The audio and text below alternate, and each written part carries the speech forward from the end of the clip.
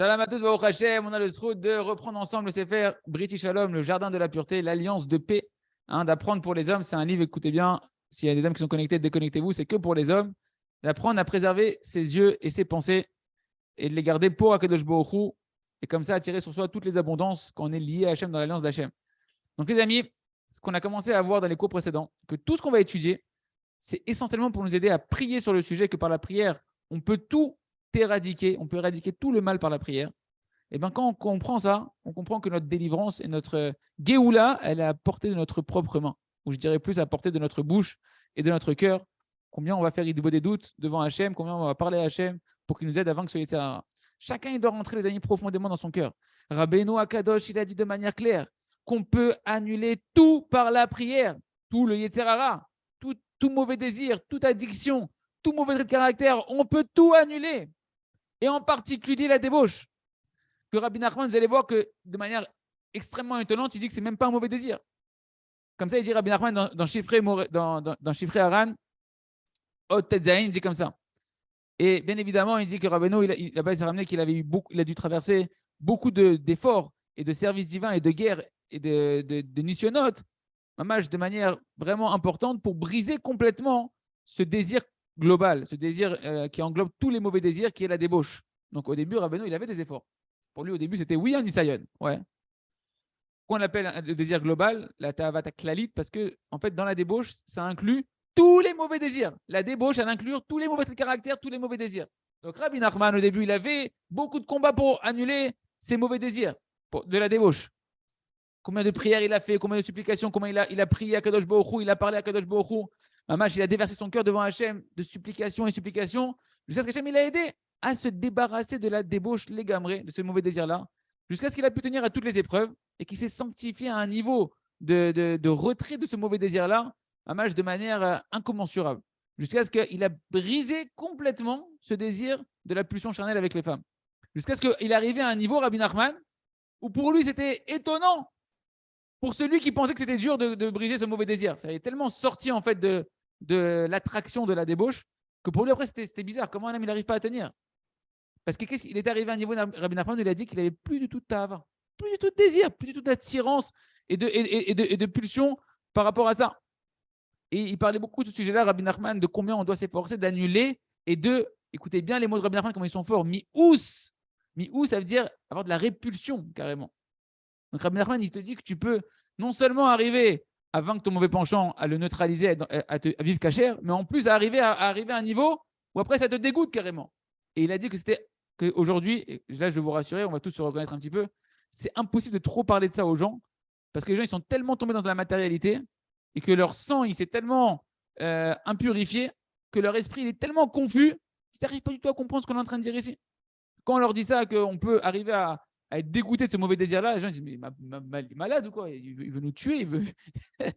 Donc il dit, Rabbi Nachman, il s'est marré comme ça, les Sfarim de Rabbeinu, que on ne peut pas trop en parler.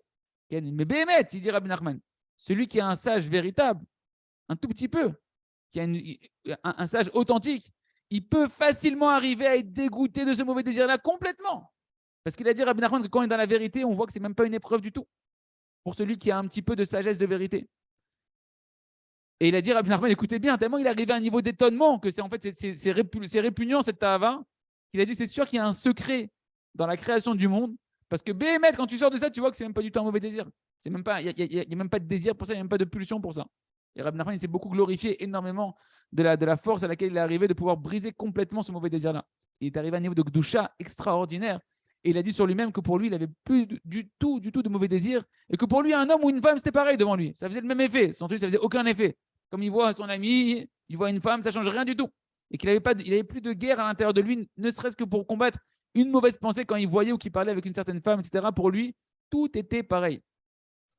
Ce qui est important pour nous, les amis, ce n'est pas de se déprimer et de dire, oh, Rabbi Nachman, où est-ce qu'il est arrivé? Ce qui est important, c'est que Rabbi Nachman dit que ce chemin-là, c'est le chemin de la prière. Que tout celui qui va maintenant se prendre sur soi le travail de prier sur ses yeux et ses pensées, une demi-heure par jour, un quart d'heure par jour, chacun en fonction de combien il va vouloir avancer vite, il va augmenter la prière, et ben, il va avoir des résultats sur le long terme où il va se défaire de ce mauvais désir-là. C'est marqué également dans Chaim Moharan, enseignement 233. Voilà les paroles de Rabbi Nachman là-bas. Il a dit Rabbi Nachman, donc c'est Rabbi Nathan qui parle, il a dit Rabbi Nachman, si ce n'était pas marqué de manière claire dans les paroles de nos sages, que c'est interdit de dire je vais envoyer une flèche dans les yeux du Satan. Ouais. J'aurais dit, moi, j'envoie une flèche dans les yeux du Satan. C'est-à-dire, il ne faut pas provoquer. T'amuses pas trop avec le Yetzirah de parler que tu étais plus fort que lui, etc. Parce qu'il risque de se déchaîner contre toi. Et si c'était pas marqué de faire ça, moi je l'aurais fait. Je leur ai envoyé une flèche dans les yeux à Satan. Okay.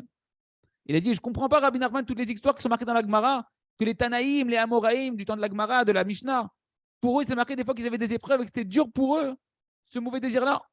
Comme c'est marqué plusieurs histoires dans la Gemara. Parce qu'il a dit, Rabbi Nachman, pour moi, c'est pas du tout un combat. Du tout. Et pour moi, c'est même pas une épreuve du tout. Et il y a un secret, Ken, Yesh Sod. C'est un secret, il dit Rabbi Nachman, que dans la Torah, on considère ce mauvais désir comme une épreuve. Parce que Béhémet, pour celui qui sort de ça, ce n'est pas du tout une épreuve. Et celui qui connaît un tout petit peu de la grandeur d'Hachem Yitbarach. Hein, et Rabbi Nachman a dit, mais moi je la connais, comme c'est marqué dans le verset, qui a ni Adati qui gadol Hachem. Moi je sais qu'Hachem il est grand. Celui qui sait un petit peu qu'Hachem il est grand. Et Rabbi Nachman a dit, moi je sais qu'Hachem il est grand. Pour lui, ce n'est pas une épreuve du tout.